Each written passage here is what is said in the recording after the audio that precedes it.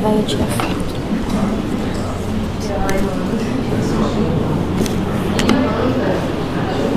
Revisãozinha na anatomia e histologia, tá? Pâncreas. Móvel alongado, localização peritoneal, aproximadamente de 20 centímetros. Dividido cabeça e corpo e cauda. Cauda do pâncreas tem relação aí com o núcleo esplênico. A cabeça do pâncreas em relação ali com aquele ser formado pela primeira, segunda e terceira porção do adenão. Tá? Qualquer tipo de patologia e necessita de intervenção cirúrgica, devido a, como vocês vão ver mais adiante aí, uma vascularização bem complexa e a localização peritoneal atrai vários órgãos importantes. São cirurgias geralmente bem delicadas e bem demoradas. Por quê? A coincidência da vascularização do pâncreas com outras estruturas faz com que a intervenção cirúrgica seja necessária, porque muitas vezes você não tem só o pâncreas, como também parte da porção distal, ventral do estômago, o próprio odeno, e obrigatoriamente, na maioria das vezes, você tem que fazer a retirada também do vaso. Ele fica posterior ao estômago e ao polo transverso, entre o duodeno à direita e o esplênico à esquerda, possui um ducto principal chamado ducto de Fissung e um ducto acessório chamado ducto de Santorini. Esses ductos se unem e desembocam na papila de Vater do duodeno, que contém o esfíncter de Oddi. Tá? Vou dar uma dica bem preciosa para vocês, que pouca gente sabe. Quando o paciente chega com uma crise, né, de colecistite, coleritise, uma doença calculosa biliar aguda, muitas vezes com dor no pronto atendimento, da crise de vesícula, né, que chama a cólica biliar, colegas mais desavisados muitas vezes costumam fazer analgésico opioide, né? São os analgésicos opioides aí, Tramal, morfina, cloroquina, tá? Vamos ver aqui, quando nós aí estudar internato, esse tipo de coisa. O que você faria com o paciente com uma crise dessa? O seu conhecimento médico acumulado até agora? Eu não tenho conhecimento acumulado até agora. A medicação ela relaxa a musculatura lisa, que é responsável para a gente administrar os pacientes que, por exemplo, com cólica, o buscopan, a N-metilcopolamina, né? Que é uma medicação muitas vezes associada com a dipirona, né? Que é um composto que tem a capacidade de fazer um relaxamento da musculatura lisa do aparelho intestinal, muitas vezes evitar as cólicas. A maior parte das vezes, essas cólicas biliares se dão por contração ou por uma obstrução nas vias biliares, muitas vezes associada com a presença de um cálculo que pode estar lá impactado. Mais tarde a gente vai ver porque é que se tira tanta vesícula biliar do risco, né, de obstrução desses fluxos biliares, principalmente esses pancreatos, depois que se une com um pancreato. Então seria uma opção muito interessante, muito útil e viável, ao invés de você fazer uma medicação opioide, você fazer um buscopanzinho para relaxar com a musculatura lisa, né, e tentar fazer com que esse cálculo ele desobstrua, ele vá para o duodeno e seja eliminado lá, junto com as fezes.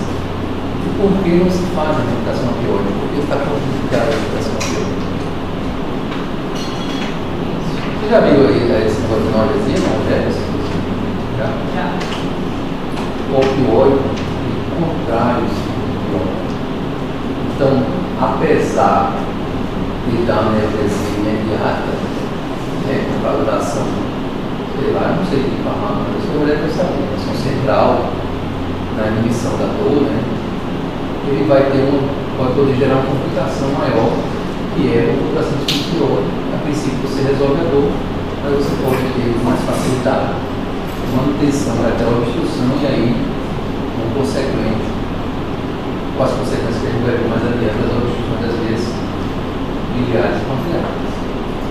Entenderam bem? Eu tive um episódio, uma vez, que eu estava em madrugada, chegou um senhor com uma crise biliar, foi intensa. Graças a Deus não está aqui, mas eu imagino que seja muito ruim. E aí chegou um cara se identificando com o filho dele, depois ele nem era filho. Era um enfermeiro, só que esse enfermeiro trabalhava com transporte e aplicativo. Tá? Era Uber. Ele decidiu, mas não conseguiu explicar a situação dele. E aí ele chegou lá dando grito aos berros, dizendo que tinha que passar para mal, passar para mal, passar para mal. E ele bem baixinho assim, não vou passar para mal. Para mal que está tentando, é super, vou mandar fazer, ele vai lá. Então, teus colegas, para ver se eles vão fazer tudo. E aí, no final das contas, até a polícia foi bater lá, e aí eu digo lá verbalmente uma técnica de enfermagem, mas aí eu corri aquele psicopãozinho esperto, né? Um transformador de Teflon, sorrindo sempre. Com meia hora o cara já estava muito beleza, o senhor lá já estava dando pinotes lá, não foi para casa. Porque teve essa dilatação, relaxou, resolveu. Então lembra da dica, opioide, ao contrário, os tipos de hora, muitas vezes piora a crise biliar. Então, revisando a anatomia, aqui, fígado, vesícula biliar, vias biliares, estômago, aqui na região do órgão pilórico, duodeno, e aqui a cabeça do pâncreas fica bem alojadinha aí nessa região do seio. E nós temos os fibros de óleo do comum, e aqui a desembocadura do biliar, que vão aqui se unir para liberar as suas enzimas digestivas aqui no duodeno, onde através da estimulação do bicarbonato vão ter o meio ideal para a sua ação. Tá?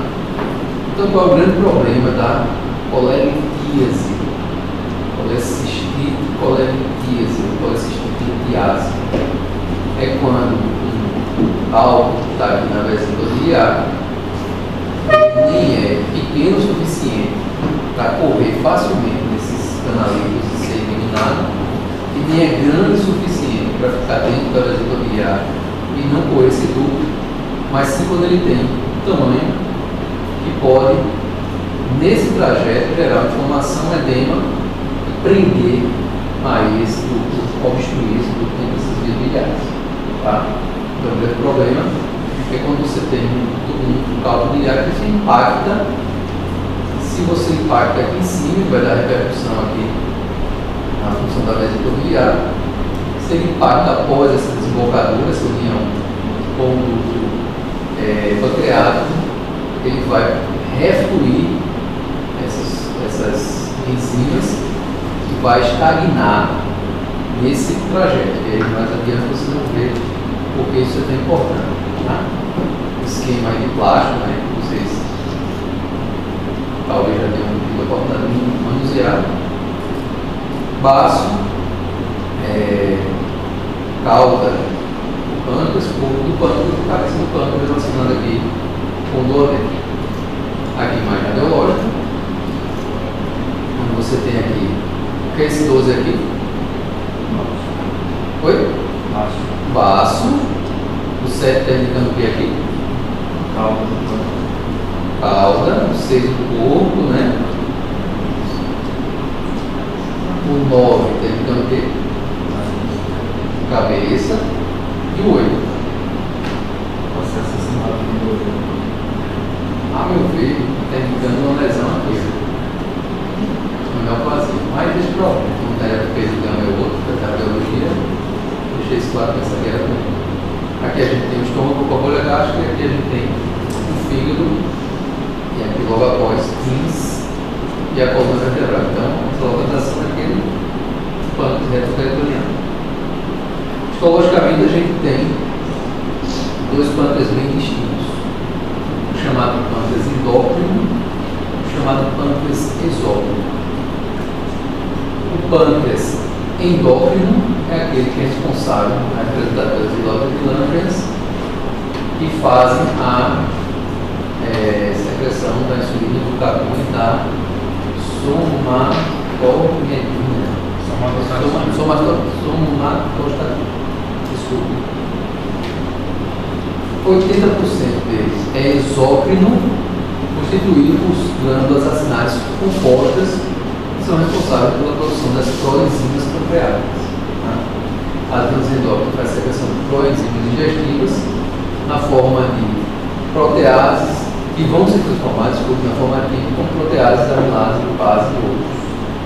São ativadas na do duodeno, as hormônios controladores, secretina, colecistoquinina, além do próprio estímulo vagal. A secreção de bicarbonato neutraliza o pH ácido gástrico, gera o pH neutro, o que faz com que ocorra a ativação dessas proenzimas ali no duodeno. Tá? Por que essas proenzimas elas não podem ser ativadas antes? O que vai acontecer se ela for ativada antes de chegar no duodeno? Ela vai degradar o próprio pâncreas. Ela vai digerir o próprio pâncreas. Tá? E como é o nome disso? E como é o nome disso? Excelente. É a pancreatite. Tá? Então aqui a gente tem esses grânulos, chamados grânulos homogêneos, essas vesículas cheias de enzimas digestivas dentro. As glândulas endócrinas, a gente falou, produção de insulina do glucagon, que atuam no metabolismo da glicose do organismo. São essas áreas mais claras que respondem para uma parte menor do parênquima pancreático. Essa doença está até fora do domínio de vocês, tá? Tem outro capítulo, tiraram até do capítulo de pâncreas na nutrição. Mas como ela já está aí, eu vou aproveitar para falar. Grossística, que já assistiu aquele filme, não sei quantos passos, não sei, né? Bem água com açúcar, né? Bem meloso, né? Todo mundo chora. Bem bonito, só pede para aquele Entre as Estrelas, né? Não sei o quê. Só pede para aquele chororô imenso. E justamente os portadores de mucoviscidose, eles estavam na fila lá do transplante pulmonar, não podiam chegar próximo do outro, porque se tivesse infecção lá com a bactéria lá multiresistente, chamada não sei como lá, eles contraindicavam o processo do transplante pulmonar. Então é uma doença onde você tem uma normalidade dos compostos no flora e você tem um aumento da densidade, da consistência das secreções em geral. Então, no pulmão ele gera concentrações onde você pode ter uma tendência maior a infecções, né? E no pâncreas você pode ter a formação de uma secreção mais espessa, podendo muitas vezes pulsar com a formação de bolhas nesse ducto pancreático.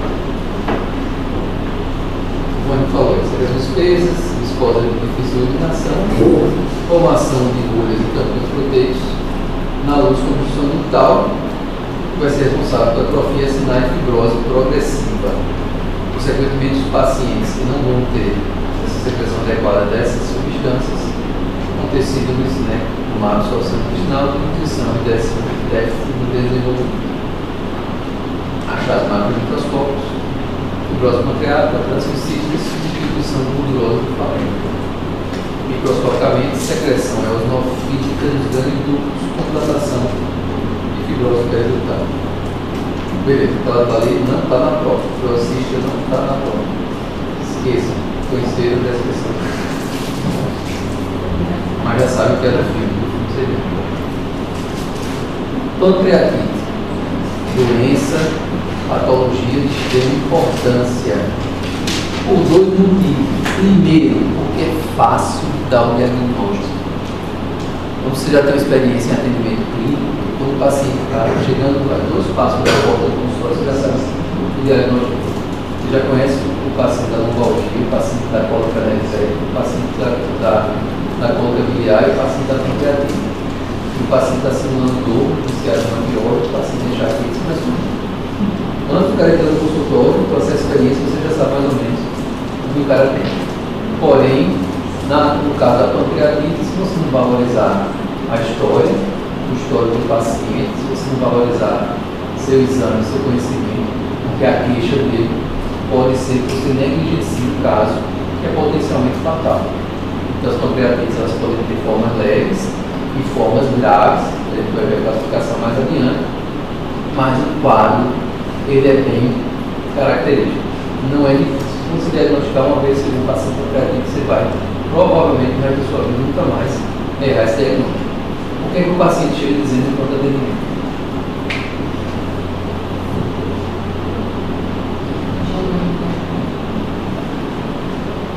Ele vai chegar mais ou menos assim. Ele vai chegar nesse outro com a dor aqui. Ele vai fazer assim. Porque a dor em faixa no abdômen superior. E aí eu recebi muitas respostas aforadas, mas não canso de perguntar. Quando você chega com o paciente, ele diz que está com a dor, aumenta a dor abdominal, você vai fazer a pergunta. Aí eu ajudo com a mímica, né? Fica mais fácil, sabe? Ele diz: se essa dor ela é apertando, ela é queimando, como se fosse um fogo subindo, ou ela é furando, como se fosse uma faca. Várias vezes, uma vez só, várias vezes o paciente, isso é doendo, porra, assim, avisado, sabe? Eu disse: não, senhor, é importante eu saber, para saber o seu diagnóstico. Você vai com paciência, e aí ele vai, você vai dizer: é importante você me dizer se é uma dessas características. Você vai na mínima, de novo, ele vai entender que é importante, sabe? Como é a dor da pancreatite? Além de ser em faixa, você vai fazer aqui em cima, é como se fosse uma facada, tá? A dor da cólica, a dor da gastrite pelo fogo, e a dor da pancreatite geralmente ele vai dizer que é como se estivesse empurrando uma faca aqui na parte superior do abdômen, tá? Então com isso fica bem claro. Professor, Oi. qual que é a diferença de uma dor pulsante e uma dor latente? Eu acho que é a mesma coisa. É a mesma coisa? É. Lateja, pulsa, praticamente a mesma coisa. Eu acho que não tem muita diferença não. Só que é nome dele. Então vamos lá. E aí o que é que eu vou precisar? Não tem complicações só. Ah não! Você ainda deve pro ciclo, pelo amor de Deus. Eu vi uma pancreatite e já fui lá para frente. Vou terminar aqui. Complicação pancreatite da vida crônica são raras, diabetes, né? Tal, tratamento de reposição de pancreatite. Isso não é. Eu dei um curso da bolsa. Isso não, mó interessante. E agora? Eu tive uma pancreatite, já fui lá para frente. Eu já estava perto de acabar até mal. Fibrose não cai. Não, cara. Está no capítulo 6, 9, do menção 9. Vai para a anomalias congênitas? Anomalias congênitas. Pâncreas anular, ectópico, geralmente é só na presença, geralmente na mucosa gástrica, tá? E do adenal. Pâncreas diviso, cistos congênitos e angíneas e hipoplasia são doenças raras, tá? Também não vou botar em prova, é muito fácil, vocês vão ler isso na sua cor, para a ilustração.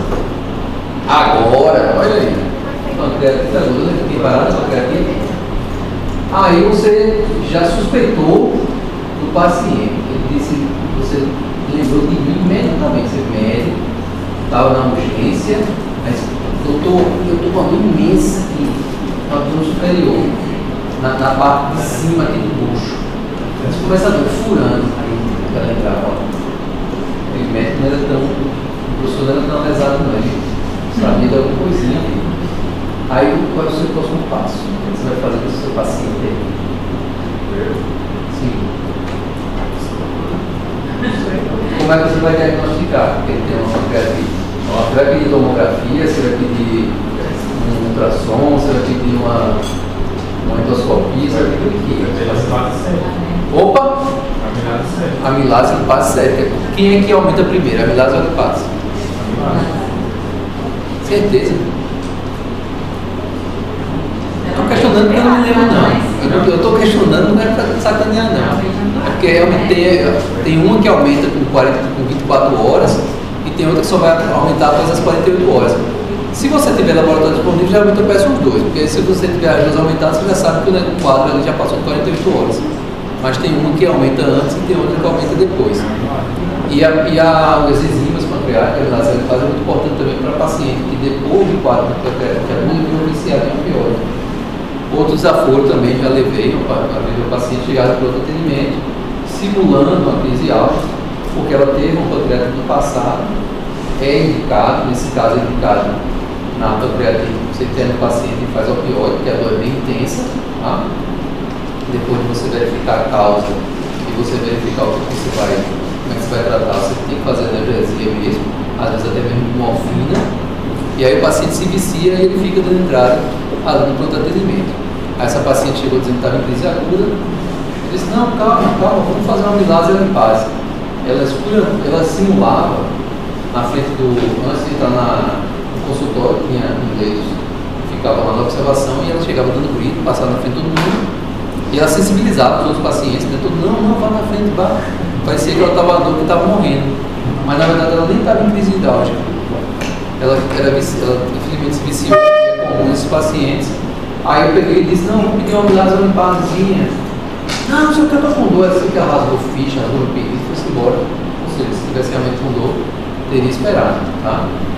Porque eu dificilmente faço medicação opioide em PS. Pode ser um tramolzinho, tá? Mas chega nessas mais pesadas, na dola, no baíno, na morfina, nunca faço PS, porque esses pacientes geralmente se peregrinam em hospital para hospital. Às vezes quando ele chega no teu plantão, ele já tomou as 8 ampolas aí de outros serviços e ele vai morrer no teu, ele vai parar no teu com essa superdosagem. Então, esses opioides geralmente se fazem quando o paciente está internado, e aí vai controlar os horários, tá? Esse dia eu vi um vídeo, voltando à úlcera do semestre passado, né? Um fisiculturista, ele tomava opioides em altas dosagens para aguentar maior carga, né, e coisa, e ele morreu com úlcera péptica porque, como a dosagem do opioide era muito alta, ele não sentia dor nenhuma, quando viu, já estava. Não sentia nada. O médico só falou, não tem o que fazer, vai morrer. Era uma hemorragia muito grande. Aquele negócio é errado, mas acontece muito. Então, causas, principalmente cálculos biliares, como a gente viu. Cálculos pode sair da vesícula biliar, pode migrar nas vias biliares, impactar ali e gerar pancreatite. Qual é o princípio básico da pancreatite? É quando você tem uma liberação, uma conversão dessas proenzimas em enzimas ativas antes de chegar no duodeno. E aí começa, como o colega falou ali, a autodigestão do órgão. Tá? O alcoolismo, ele gera muitas vezes contração, ele gera edema, principalmente pela contração superior, e aí ele pode também, e é um dos principais causas de pancreatite aguda. Medicações, está citado aí acho que é um anticonvulsivante, né? Salvo engano, que é responsável pela pancreatite aguda, distúrbios metabólicos, lesão traumática, vacinais, lesões isquêmicas, alguns tipos de infecção têm afinidade pelo parênquima pancreático e fazem com que essas enzimas sejam ativadas antes de chegar do duodeno, e uma lesão genética aí que a gente viu anteriormente, a mucoviscidose, também pode ser causa de pancreatite aguda. Tá?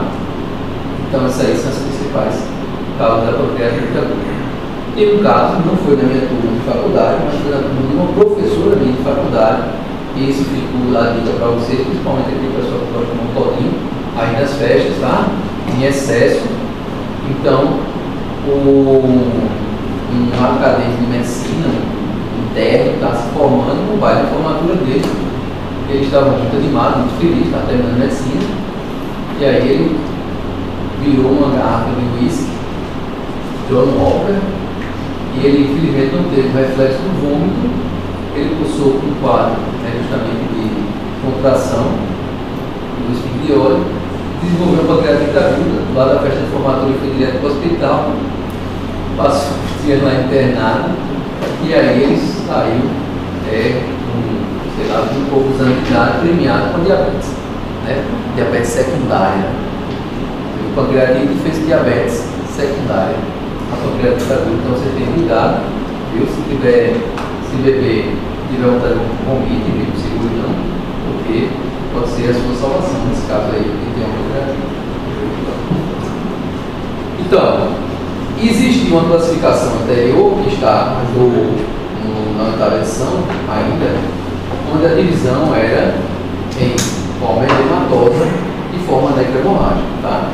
Apesar de eu falar na aula, quando eu coloco na prova, o pessoal bota a classificação ainda, tá? Não quero a classificação na prova, eu vou dar essa questão aqui para vocês, e vocês vão ter que responder a classificação nova, tá?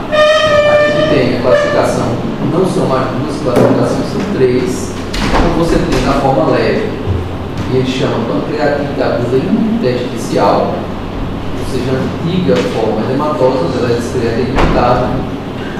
E a antiga pancreatite necrohemorrágica, a forma grave fatal, agora a literatura divina, você lá traz como pancreatite necrosante aguda e pancreatite hemorrágica. Bom?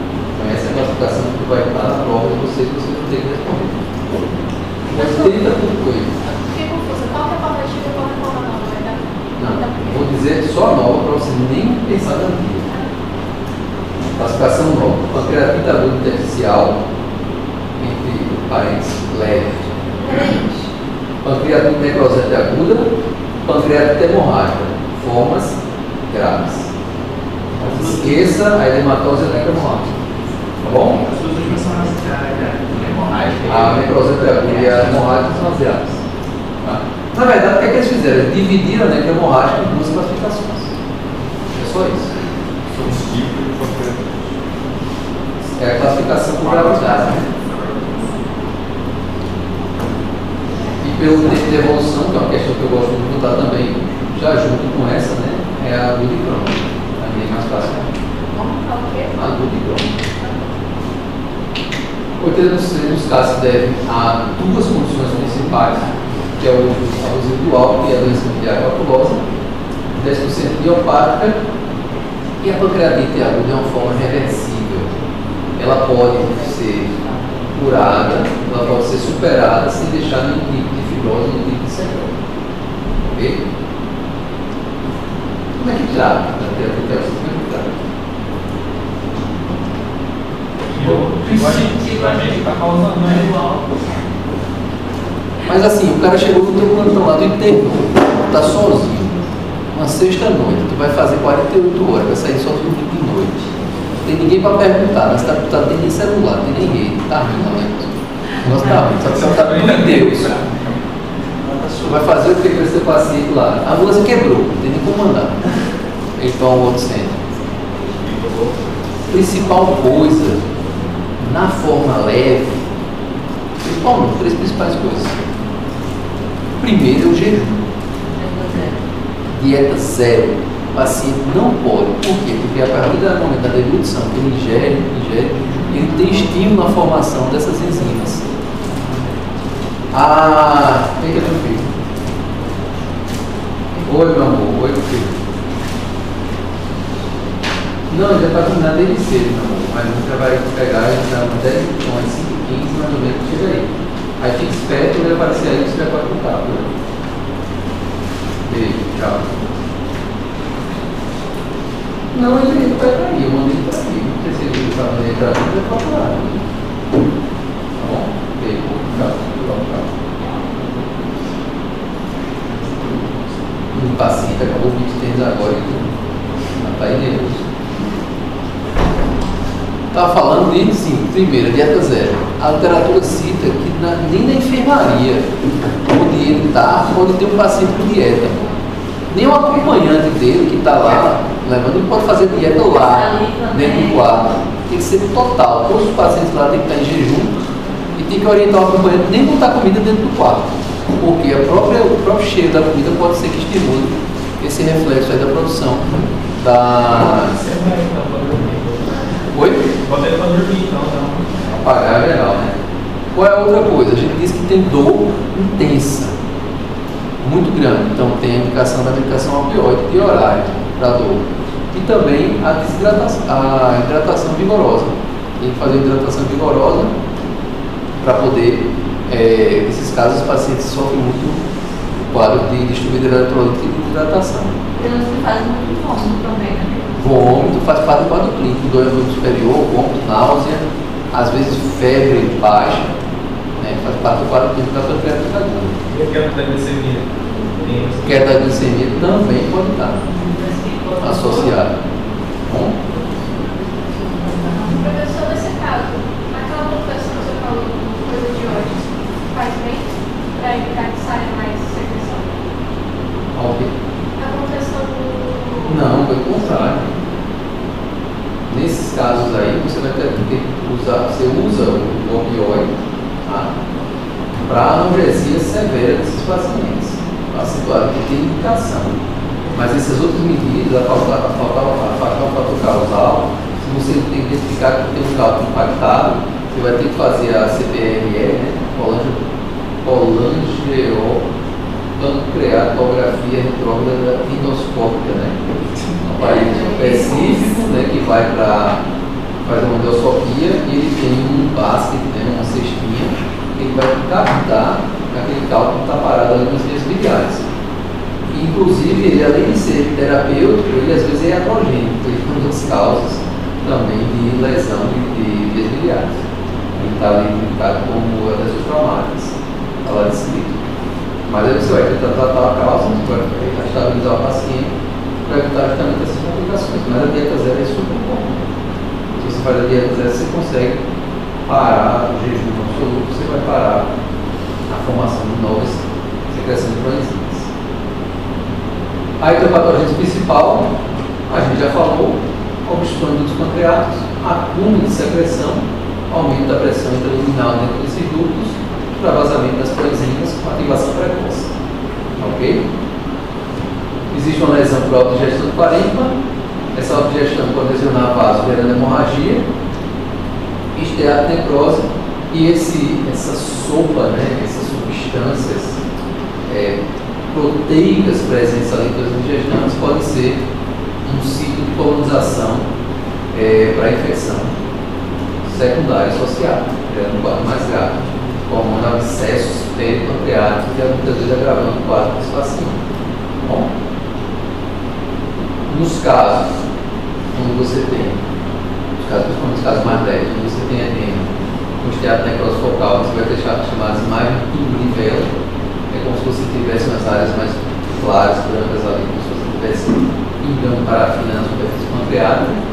Nos casos graves, você tem necrose, hemorragia, você vai ter muitas vezes formação, né, como a está dizendo, um problema de tecido mesentérico formando um hematoma peripancreático. Esse hematoma pode progredir dando dois sinais importantes, que são os sinais de Breitaner e Cullen. Você já viu isso assim no vídeo? Aquela equimose. Foi? A professora comentou hoje sobre isso. São as equimoses nos flancos e a pele umbilical, né? Pele umbilical? E tem outra que a menina falou que acho que tem outra que está citada aí, outro momento, não lembro. Clínico, do abdominal, febre baixa, náuseas e vômitos. Quando apresenta hemorragia importante, pode ocorrer Breitaner e Cullen. Olá, acertou. A amilase é o primeiro que se altera nas primeiras 24 horas, tá bom? E a lipase geralmente aí nas 96 horas adiante. Tomografia pode ser outro também de diagnóstico quando você tem um edema, né? Fica o órgão ali aumentado devido à inflamação. Complicações, hipotensão arterial, choque, dano alveolar difuso, dano respiratório do adulto, CIVD, coagulação intravascular disseminada, insuficiência renal aguda, abscesso pancreático, formação posterior de pseudocistos, obstrução urinal e cólera gerando interícia. Qual é a diferença de um cisto verdadeiro com um pseudocisto? Os cistos pancreáticos, a maioria deles são cistos gerados após uma crise pancreática. Por quê? Porque é um pseudocisto.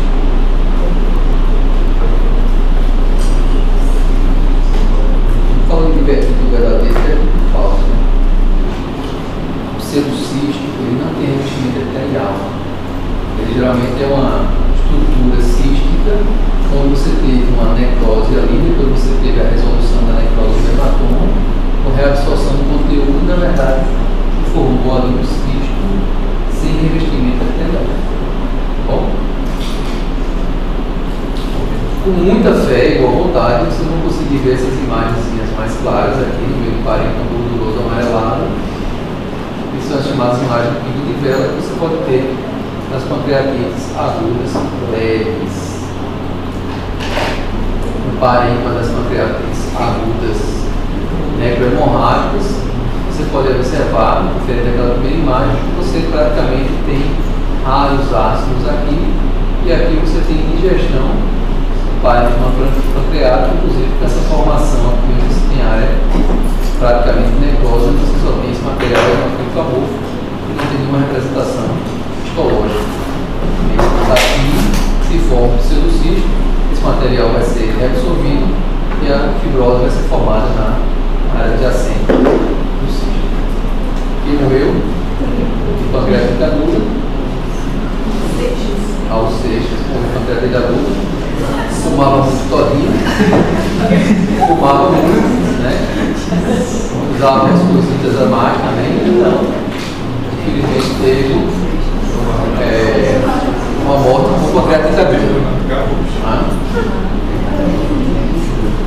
Pancreatite crônica, a inflamação persistente do parênquima acompanhada de destruição de sinais fibrosos.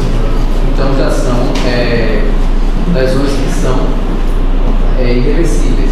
Fibrose, cicatriz, não se desfaz, tá bom? Macroscopicamente, com aumento da consistência e aspecto granular grosseiro, análogo a um fio cirrótico. Sistema ductal dilatado, fibrose periductal, cálculos na luz dos ductos. Tá? Microscopicamente, hipotrofia sinal, dilatação da luz dos ácidos do material hemofílico amorfo, fibrose e cálculos intraluminares. Clinicamente, qual é a diferença do recorrente contínuo intermitente de menor intensidade? Diferente da pancreatite aguda, que é aquela dor intensa, né? Aguda, funcionando fraca, você vai ter aquele desconforto constante, aquela dor leve na região do abdômen superior. Tá? Como você tem déficit nas secreções das enzimas, emagrecimento. A gente sabe que ali nas enzimas pancreáticas tem as responsáveis por fazer a digestão dos aquipáticos, das gorduras. Então você vai ter esteatorreia, que é esteatorreia, que é cadê o esteatorreia, que é esteatorreia. Você tem associado às fezes a presença de gordura, né? O pessoal do Olistat aí, né, que toma aquele negócio para emagrecer, toma o Olistat, come alguma coisa mais gordurosa, chega lá no vaso ali, parece que o cara jogou óleo ali, cozinha ali na superfície do vaso, o pessoal aquele óleo na superfície. Tá? Esteatorreia, aumento da amilase e icterícia também, dependendo da destruição do parênquima, do grau de destruição do parênquima, você vai ter destruição fibrosa, vai ter o quadro de diabetes. Complicação, diabetes média, insuficiência pancreática e a formação dos pseudocísticos. Que parece um balão de ar de festa aí, na verdade é o pseudocístico pancreático. Lembrar daquela imagem anterior, você tem o fígado, a coluna, os rins, e onde deveria ter aqui o pâncreas, você tem na verdade um grande balão aqui, que é um pseudocístico, justamente imenso. Às vezes são imensos, entendeu? Qual é o tratamento disso aí? O que você faz com ele?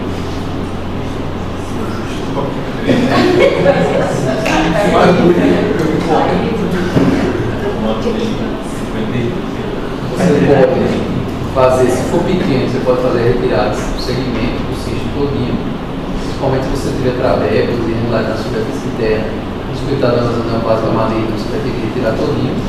Mas se você tiver aí é outro exame complicado, a CPRE ainda tem aqui, né? Colonografia, endoscópio, ainda tem em Porto Velho. Mas a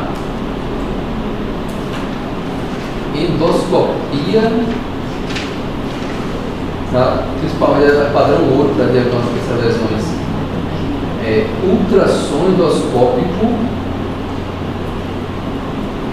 ultrassonografia endoscópica para realizar Principalmente você tem a capacidade de fazer uma função você faz a ultrassonografia através do endoscopia, o transdutor está lá na pontinha, né? Você entra mais um endoscopia especial que aqui não tem. E aí ele vai lá, ele faz a varredura direta aqui do cisto, e ainda tem uma agulhinha lá para você fazer uma punção desse cisto, tirar esse material para você fazer um estudo citopatológico para afastar ou evidenciar a presença de neoplásica maligna. Afastando isso daí, o tratamento que você pode fazer, principalmente nesses cistos muito grandes, quando você tem dificuldade de retirar ele todo, você pode fazer a chamada marsupialização. Você pode fazer uma abertura larga e jogar isso aí dentro de uma alça intestinal, esvaziando assim, fazendo com que não se concentre tanta secreção aí dentro desses sítios. Neoplasia. Dá pra ver. Tá. A mulher vai estar grávida, tão grande que fica, né? Passa os 9 meses não nasce, aí começa a desconfiar que é uma outra coisa. Tumores cistos mucinosos, conductais, tumores cistos serosos, tumores sólidos pseudopapilísticos, pancreato pancreatite, importância. O que a gente tem de mais importante é o chamado adenocarcinoma ductal. Eu acho que no final já vou ter a foto aí do tremendão aí que morreu com câncer de pâncreas, um dos homens mais ricos do mundo, mesmo com todo tipo de tratamento, mesmo com todo tipo de terapêutico, mesmo com todo recurso financeiro. Ele ainda foi bem acima da média de vida, quando ele viveu mais do que média de 6 meses a 12 meses de lesões, esse tipo de lesão, câncer de cabeça de pâncreas. Ele parece que ele chegou a viver 36 meses. Eu estive em Jobs, né? O cara da época. Então, a adenocarcinoma ductal pancreático comete até em grandes grupos. É o mais comum, né? Constituindo cerca de 85 a 90% de tumores desse órgão. O sexo masculino é mais acometido, a idade média de 60 a 80 anos, mais comum em negros e em países desenvolvidos, tá? Infelizmente, devido ao volume, até por uma questão matemática, né? Quantos mais centímetros cúbicos, né? A gente tem maior, a incidência maior na cabeça do pâncreas. Cirurgicamente é muito pior. O prognóstico não muda muito se é na cabeça do corpo ou na cauda do pâncreas, mas essas lesões são geralmente um prognóstico muito ruim, mas até a questão do diagnóstico e cirurgicamente a abordagem é bem pior quando é na cabeça do pâncreas. Então o local mais comum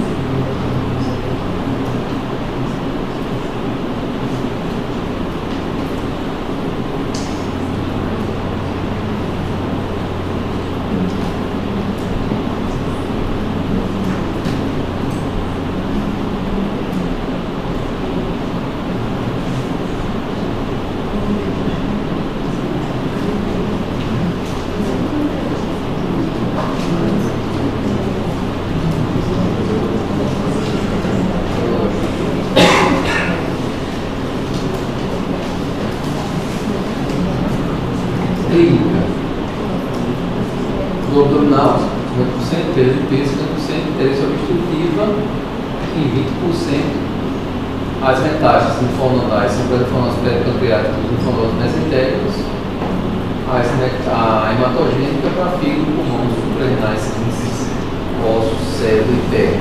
A única metástase que eu vi para a pele na minha vida foi de uma lesão pancreática. E era o paciente que tem uma lesão pancreática, uma complicação pancreática avançada, estava com vários nódulos na pele, o cara retirou 2 ou 3 lesões dos nódulos, mandou para mim. Quando eu cheguei na lâmina me assustou, porque era uma lesão diferente do que a gente tinha costume ver, de pele. E aí o filho da mãe me fez o favor de colocar lá. Na verdade ele estava só para estadiamento, um adesivo. Ele já sabia que o cara tinha um câncer avançado em forma de que todas as lesões disseminadas na pele dele eram de metástase pancreática. Ele não fez esse favor, tive que bater a cabeça. tive que ir atrás, tive que passar noite sem dormir, pensando que tentando aquele diagnóstico. Então, na verdade, quando eu liguei para ele, disse, não, isso é metade da situação, a síndrome terminal, tal, não sei o que, pô, faço lá a vida do amiguinho. Saiu metástase para fígado, né? Tem um câncer, né? Você não pegou isso, né? Fica bom,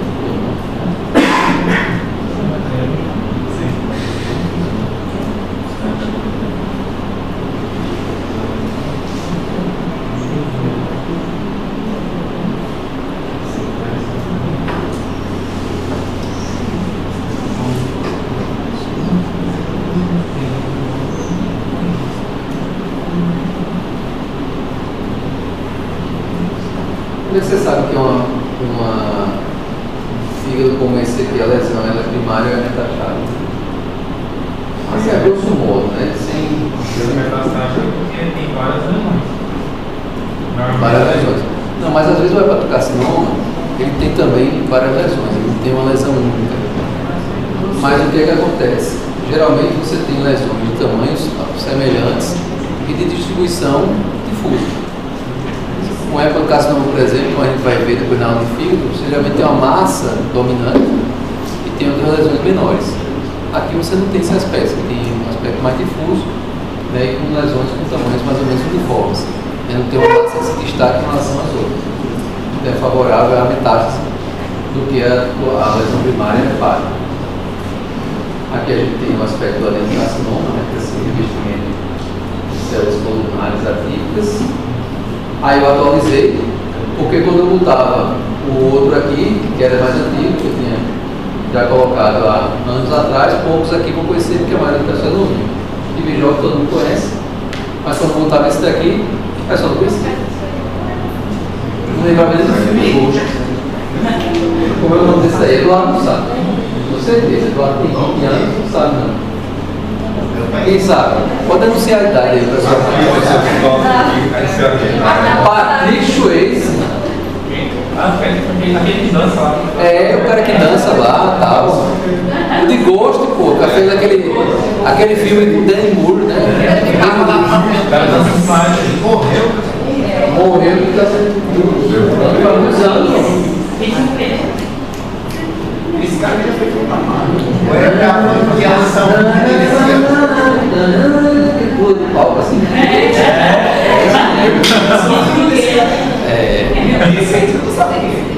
Isso aqui você sabe, todo mundo sabe. Pronto. Liberado. Chamada, não? Tem chamada? Não, chamada não. Você já tiveram com você? Já não? Tem dois da positivo. Não tem positivo. Dá positivo, são pessoas que já botam a mão na linha. Foi de manhã. Só vai entregar as provas, tá em Tem dois anos. São boas agora. tudo bem. Só o seu. Tem que fazer uma supressão de diferente. Acabou. Já tem. Vou pegar meu